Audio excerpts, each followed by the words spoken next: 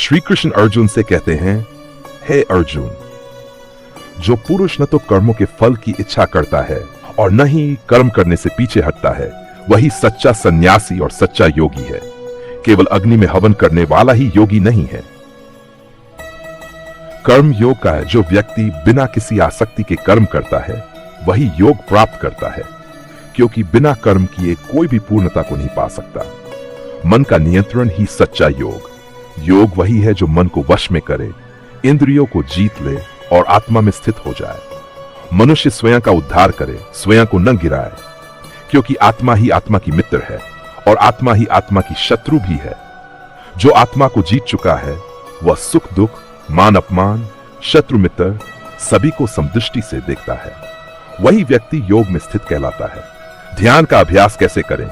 एकांत में स्वच्छ स्थान पर आसन लगाकर स्थिर बैठो और मन को परमात्मा में लगाओ। ना अधिक सो, ना अधिक जागो, ना अधिक खाओ, ना अधिक भूखे रहो। संतुलित जीवन ही ध्यान का मार्ग है। ध्यान में स्थित व्यक्ति कैसा होता है? जिसका मन दीपक की लौ की तरह शांत और स्थिर हो, वह ध्यानस्थ योगी आत्मा में लीन होता है। वह आनंद जो इंद्रियों से परे है, जो आत्मा से प्राप्त होता है, वह परम सुख है। लेकिन मन चंचल है, बार बार भटकता है, इसलिए अभ्यास और वैरागी से इसे नियंत्रित करना चाहिए। यदि कोई योग से हट जाए तो क्या होगा? हे अर्जुन, ऐसा व्यक्ति न इस लोक में नष्ट होता है न परलोक में। वह अगले जन्म में श्रेष्ठ कुल में जन्म पाता है और फिर से योग का अभ्यास करता है। सबसे उत्तम योगी कौन है? हे अर्जुन, जो पूरी श्रद्धा और प्रेम से मुझे भता है, वही योगी सबसे उत्तम है। इसलिए हे अर्जुन, योगी बनो, स्थित हो, मुझ में मन लगाओ। श्लोक सारांश महत्वपूर्ण। तपस्विभ्यो अधिको योगी जानिभ्यो उपि मतो उद्धिक कर्मभ्यश्चाधिको योगी तस्माद् योगी भवार्जुन। योगी तपस्वियों से श्रेष्ठ है, जानियों से भी श्रेष्ठ है और कर्मियों से भी श्रेष्ठ है। इसलिए हे अर्जुन, तू योगी बन। यो मां पश्यति सर्वत्र सर्वं च मयि पश्यति तस्याह न प्रणश्यामि सच्च में न प्रणश्यति। जो मुझे सब में और सबको मुझ में देखता है, वह मुझसे कभी विलग नहीं होता और न ही मैं उससे विलग होता हूं। अंतिम वाक्य वीडियो क्लोजिंग के लिए। ध्यान ही मोक्ष का मार्ग है। योग ही आत्मा की शुद्धि है। सच्चा योगी प्रेम से ईश्वर में लीन हो जाता है। जय श्री कृष्ण। अगर आप चाहे तो इसी स्क्रिप्ट का वॉइस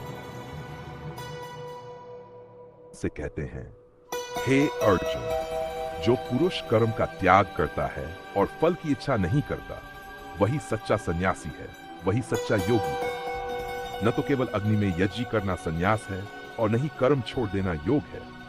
जो कोई कर्मों को त्याग कर अपने कर्तव्यों का पालन करता है, वही योगी है, जो सच्चे अर्थों में परमात्मा की ओर अग्रसर होता है। योग प्राप्त करने का मार्ग है कर्म करते हुए मन को संयम में रखना, इच्छाओं को वश में करना और परमात्मा में लीन रहना। मनुष्य को चाहिए कि वह अपने आप को ऊपर उठाए, अपने ही द्वारा स्वयं को गिरने न दे, क्योंकि आत्मा ही आत्मा की मित्र होती है और आत्मा ही आत्मा की शत्रु भी। जिसने मन को वश में कर लिया, वह शांत रहता है, सर्दी गर्मी सुख दुख में सम रहता है। वह परमात्मा में स्थित होकर परम शांति को प्राप्त करता है। योगी वह है जो सब प्राणियों को समान देखता है, जो अपने को जैसा देखता है वैसे ही दूसरों को भी देखता है। अब मैं बताता हूं ध्यान कैसे किया जाए। योगी एकांत स्थान में जाए, स्वच्छ भूमि पर आसन लगाए, मन को एकाग्र करे और परमात्मा का स्मरण करे। ना अधिक खाए, ना भूखा रहे, ना अधिक सोए, ना अधिक जागे। जो मध्यम मार्ग पर चलता है वह ध्यान में स्थिर हो सकता है। जब मन पूरी तरह वश में हो जाए और आत्मा में स्थित हो जाए, तब वह परम आनंद को प्राप्त करता है, जो इंद्रियों से नहीं बल्कि आत्मा से मिलता है। जैसे बिना हवा के दीपक की लौ स्थिर रहती है, वैसे ही योगी का मन भी परमात्मा में स्थिर रहता है। हे अर्जुन, जब योगी उस अवस्था में पहुंचता है जहां वह केवल आनंद ही अनुभव करता है, जहां वह जानता है कि यह आत्मा अमर है, तब वह किसी भी संकट से विचलित नहीं होता। योग का अभ्यास धीरे धीरे धैर्य और निश्चय के साथ करना चाहिए। मन को बार बार परमात्मा में लगाना चाहिए और जब भी भटके उसे फिर वहीं लाना चाहिए। हे अर्जुन, मन बहुत चंचल है, लेकिन अभ्यास और वैराग्य से उसे जीता जा सकता है। अगर कोई योग में प्रवृत्त होकर भी भटक जाए तो वह इस लोक और परलोक दोनों से नष्ट नहीं होता। उसे अगले जन्म में उत्तम कुल में जन्म मिलता है और पूर्व जन्म के योग अभ्यास के कारण वह पुनः उसी राह पर चलता है। इस जन्म में वह फिर प्रयत्न करता है और परम सिद्धि को प्राप्त करता है। हे अर्जुन, योगी अन्य तपस्वियों से श्रेष्ठ होता है, ज्ञानियों से भी श्रेष्ठ होता है, कर्मयोगियों से भी श्रेष्ठ होता है। इसलिए तू योगी बन और उन सभी योगियों में भी जो पूर्ण श्रद्धा और भक्ति से मुझ में लीन रहते हैं, मुझ में मन लगाते हैं, मैं उन्हें कर्म के फल की इच्छा किए कर्म करता है, वही सन्यासी और योगी है, न कि जो अग्नि का त्याग करता है या कर्मों का परित्याग करता है। हे अर्जुन, जो कोई कर्म का त्याग करता है वह ज्ञेय है, सन्यासी भी और योगी भी, क्योंकि बिना कर्म का त्याग किए कोई योगी नहीं बन सकता। मुनि के लिए जो योग के आरंभ में है कहा गया है कि कर्म साधन है, परंतु जब सिद्ध हो जाता है तो विश्राम कर्म का त्याग ही उसका साधन है। जब मनुष्य अपने इंद्रियों के विषयों की इच्छा को छोड़ देता है और कर्मों के प्रति आसक्ति नहीं रखता, तब वह योगी कहलाता है। मनुष्य को अपने आप का उद्धार करना चाहिए, अपने आप को नीचा नहीं गिराना चाहिए, क्योंकि मनुष्य स्वयं ही अपना मित्र है और स्वयं ही अपना शत्रु। सिख जिसने आत्मा को जीत लिया है उसका आत्मा मित्र है, परंतु जो आत्मा को वश में नहीं कर सका है उसका आत्मा शत्रु के समान कार्य करता है। जो योगी आत्मा पर विजय पा चुका है वह सर्दी गर्मी, सुख दुख और मान अपमान में सम रहता है। जिसे ज्ञान और विज्ञान प्राप्त है, जो स्थिर है, इंद्रियों पर नियंत्रण रखता है और मिट्टी, पत्थर और सोने को समान समझता है, वह ज्ञानी योगी कहलाता है। जो मित्र, शत्रु, तटस्थ, मध्यस्थ, द्वेषी, संबंधी, संत और पापियों सबके प्रति समान भाव रखता है, वही श्रेष्ठ योगी है। योगी को चाहिए कि एकांत स्थान में अकेला रहे, मन को नियंत्रित करे, न किसी वस्तु की इच्छा करे और आत्मा में स्थिर रहे।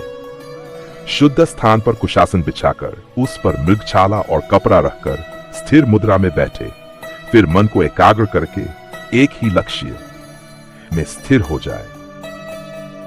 शरीर, गर्दन और सिर को सीधा रखकर स्थिर दृष्टि से नाक के अगले भाग पर ध्यान लगाए, मन को शुद्ध रखे, भय रहित हो, ब्रह्मचर्य का पालन करे और मेरा ध्यान करे।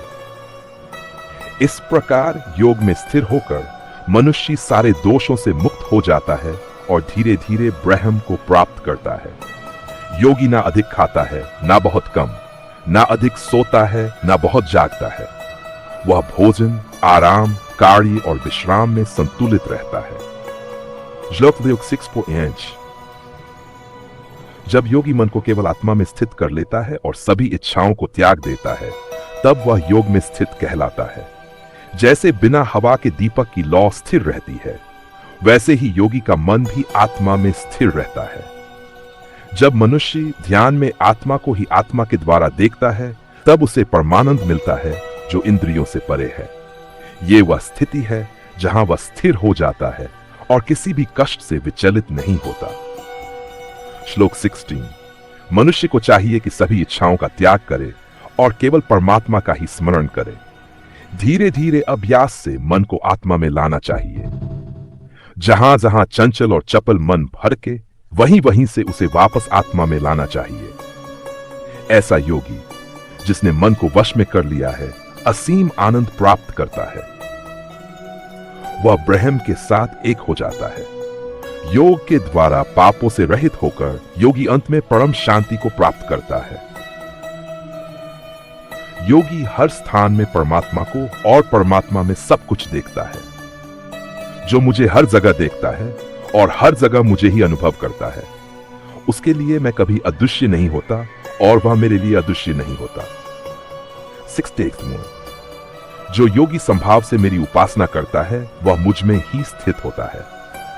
जो दूसरों को स्वयं के समान देखता है, सुख और दुख में समान भाव रखता है, वही श्रेष्ठ योगी है। श्लोक 7।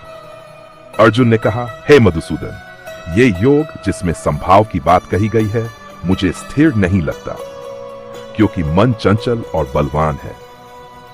श्री भगवान बोले, हे अर्जुन, संदेह नहीं कि मन चंचल है, परंतु अभ्यास और वैराग्य से इसे वश में